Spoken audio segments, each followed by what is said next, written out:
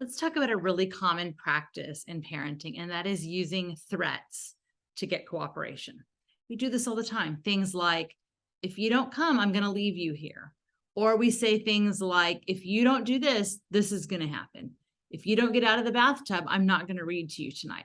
When we rely on threats, a couple of things happen. One is we are actually teaching our children that when they don't get what they want, threats are a good way to control or use power to get other people to do what we want. It's not really the message we want to be teaching our kids. But more than that, it stops being effective at some point. And what are you going to rely on when they're teenagers and you say you can't go out this weekend? Unless we're willing to call law enforcement or actually physically incarcerate them, we really can't stop them from doing something. I mean, if you've ever tried to make your toddler fall asleep, go to the bathroom or eat, you really know that you can't truly control another human being. So at some point you will definitely lose if you're going to go the threats route, unless you're going to call law enforcement or incarcerate them. There are so many better ways to elicit cooperation. One way that parents do this is to threaten to leave their children somewhere. So we see this all the time. You're at Target or you're somewhere at the playground, your kid doesn't want to go with you, they're not ready to leave. And we say, okay, if you don't come, I'm going to leave you here. Bad message. Here's why.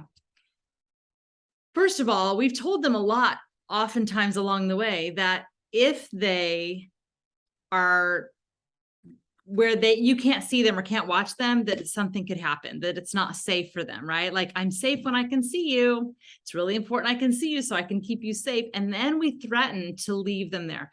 So we're giving them all kinds of implicit messages, particularly around, if you don't do what I say, I may abandon you. You may not be safe. And again, we're using this power and control. So instead, help them cooperate. We might say to them, it's okay if you're sad or mad or disappointed that it's time to leave. And if you're not ready to leave, I will help you leave. And you may have to pick them up and help them leave. And you can still empathize. I know you really wanted to stay, didn't you? That's so hard. And know that as development unfolds, they'll be able to handle those kinds of things. You won't have to, help them in the same kinds of ways over time. But using threat will always be a lose game for parents in the long run. And in the meantime, we're teaching them all kinds of things that we may not want them to learn. So instead, give them information, particularly when it comes to leaving and things like that, that you will always keep them safe. I will help you leave with me so I can keep you safe. That's a much more important message we want them to get. Do not rely on threats.